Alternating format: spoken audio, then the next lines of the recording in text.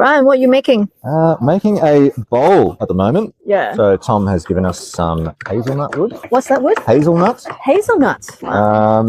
And yeah, we've gone from a solid sort of half round of the tree stump or trunk, and we've got it down to here. So predominantly using chisels on the outside and mallets, as you'll see in here behind me. They're working away. And after we clear out the inside, we start working on the outside more to really get rid of this bulk of the wood and the material. Yeah. And then sort of start refining some of these chisel marks or gouge marks that we've left. So I think I'm going to work with keeping the aesthetic of the tool marks on the outside. I don't often get to carve this way. If I'm doing a bowl, I might turn something and I'll end up with a very smooth product. So this is nice to see a bit more of the process being left there as a result. So yeah. You like working with the wood. I've seen a few products of yours. I do, yeah. I mean, there's another spoon. Oh, this seems planned. I literally just had it in my pocket though. Wow. Another spoon that I've done since being here in the seminar and working on another one of hue and pine, as well as the bowl. So you're trying different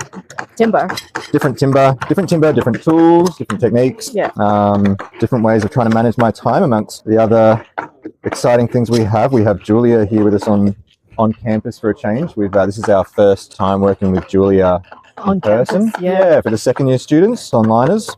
So it's wonderful to be working with Julia in person and doing some veil painting, which is such a beautiful part of the Steiner art curriculum. I'm really glad we're getting to do that. I was worried almost that we'd get through the course without doing veil painting, but it's been saved for last. Yes. And I think we're all in awe of each other's work at the moment. Everything that, whether it's your own creation or someone else's, it's wonderfully constructive in a different way to see other people's work. There's some works that are on the wall, and there will hopefully be more this afternoon as more of us complete that, and we start to work on a colour wheel with the veil painting technique as well. How do you enjoy all the using the different material and doing the different artistic practices? How do you like that? I think it's great because it encourages me to learn another discipline and be disciplined in that.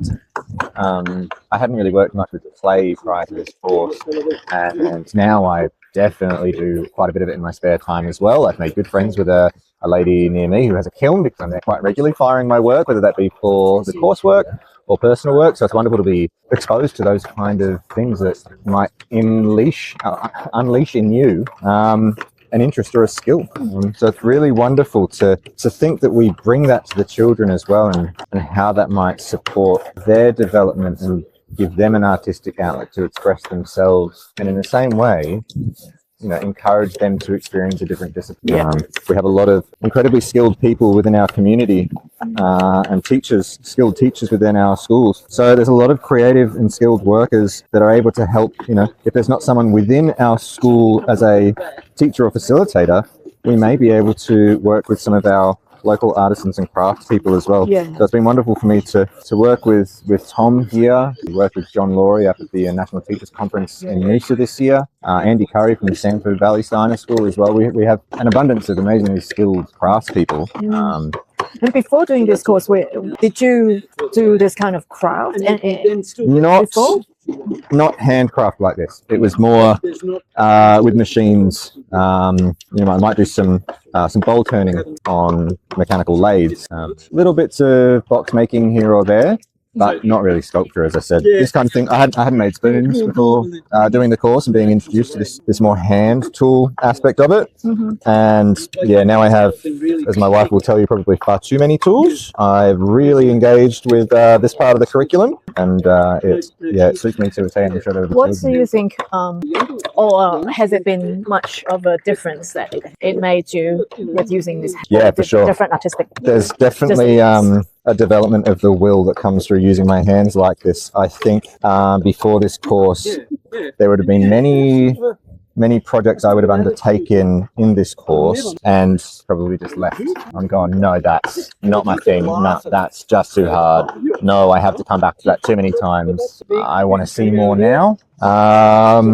Some will say that comes from, this development of delayed gratification, and that's certainly something that many of us could do with.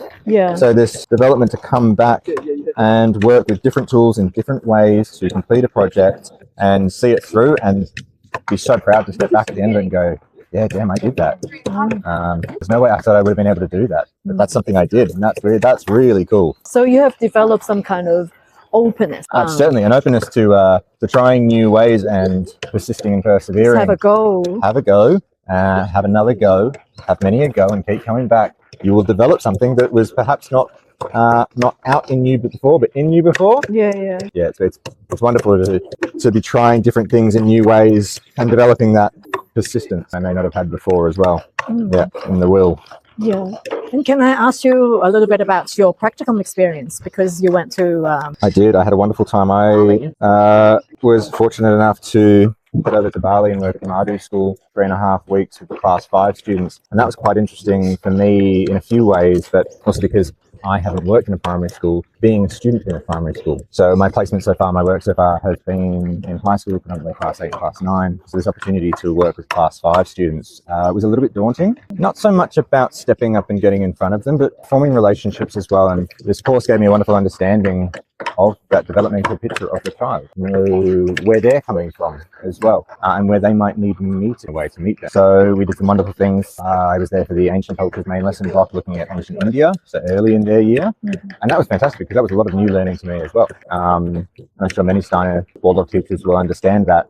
For many of us, there's things that we bring in this wonderful curriculum that weren't in our own curriculum, weren't taught to us. So the ancient Indian creation stories and things were new to me, and how wonderful that is. Amazing stories to be able to bring to, and then what that brings through the curriculum with looking at mandalas. We can bring form drawing through that, bring that into play as well. Steiner's indications for how important it is for sort of the class 5 child as well to make things as gifts for other people. So I had the opportunity with the class 5 children to actually create outdoors a mandala out of petals and leaves and things from nature. And it was interesting that school, each class has a name. I was working with class Shanti, and there was outside the class 2 room is where we made this mandala together. And class 2 was actually called mandala, and I didn't know that. So the class 2 mandala class stepped out at lunchtime to this mandala and all these bright colours out of petals and flowers. It was made for everyone, and it was a wonderful opportunity there at the school. Beautiful, peaceful setting, wonderful children, such engaged teachers that are really devoted to the children and learning the Waldorf Steiner curriculum. I know that Bernadette from this course as well has been over there and spoken to them.